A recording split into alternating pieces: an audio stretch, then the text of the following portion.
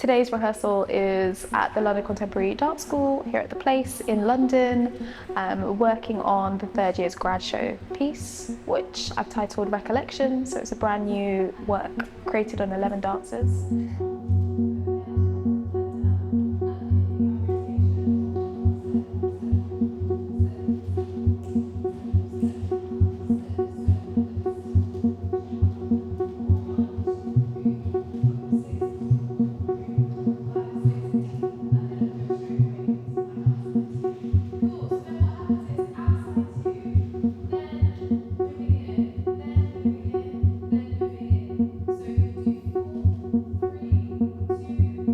We're building a nice work to reflect them and also my style and also the theme at the moment, which started from the term déjà vu.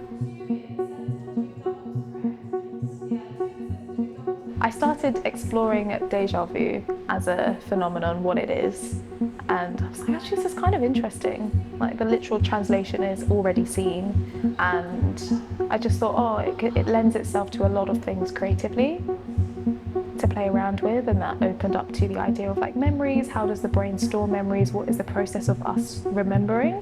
What does that look like? How does that live? And I found some really lovely images of like sort of optical illusions that were playing with this idea of memory and sort of bringing a tangible, physical illustration of maybe déjà vu, of memory, of remembering, that sort of process, and that's where it started.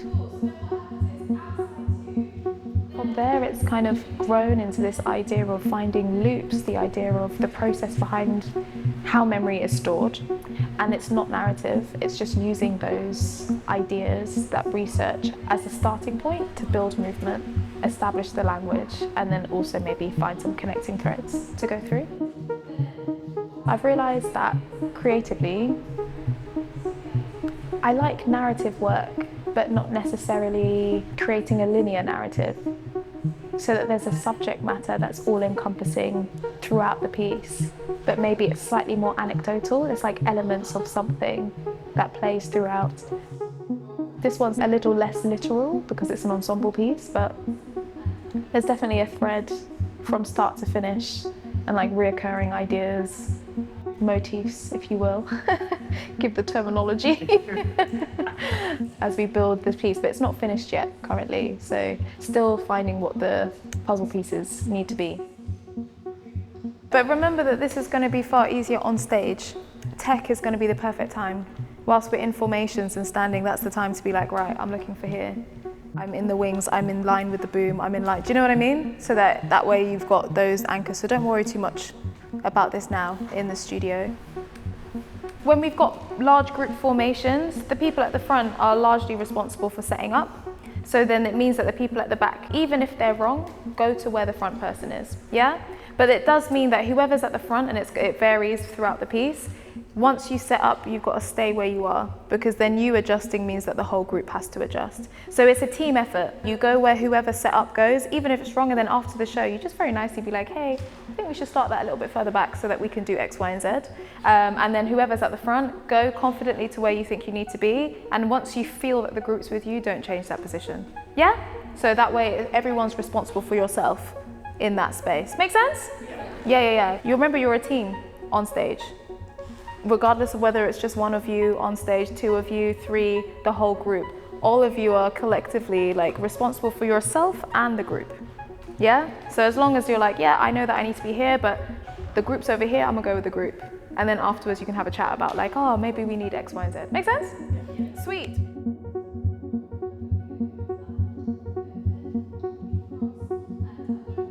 I've been very fortunate to have quite a few creative processes with different groups throughout 2025 so far, and with each process I feel like my creative practice learns something new and kind of develops into something else in terms of understanding what I'm interested in physically with each group. Is it musicality? Is it footwork? Is it rhythm?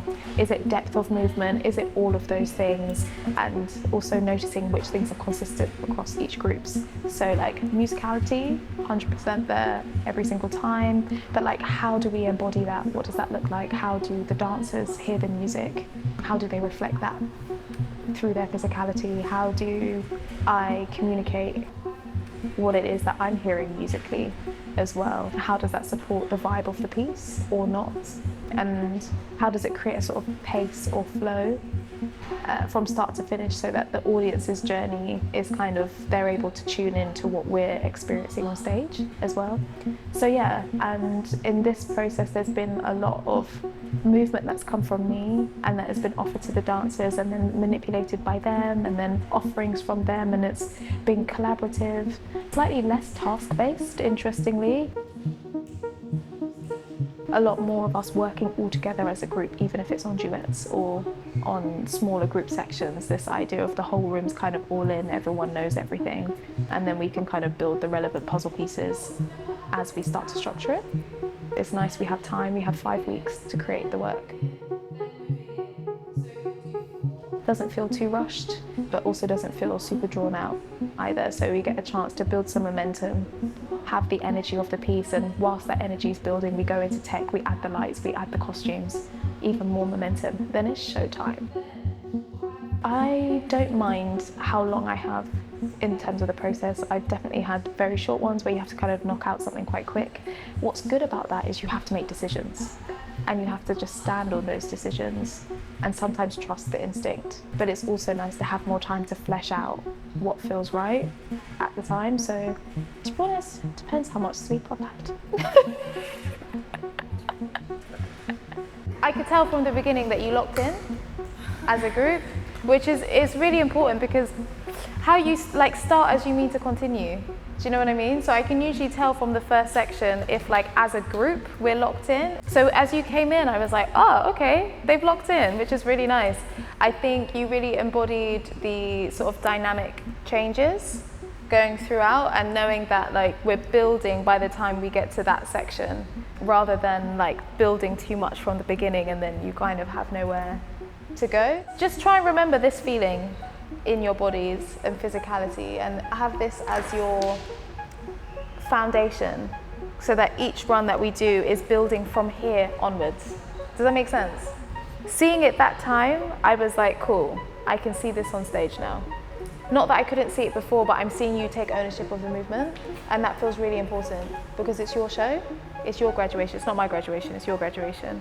And I want you to hopefully feel like you can embody the physicality in a way that also represents yourself. I think that's a good place to land. Thank you very much for today. Let's finish there, stretch, do all the bits, and yeah, let's keep building from that place, because that run was a really solid one. Thank you so much, everyone.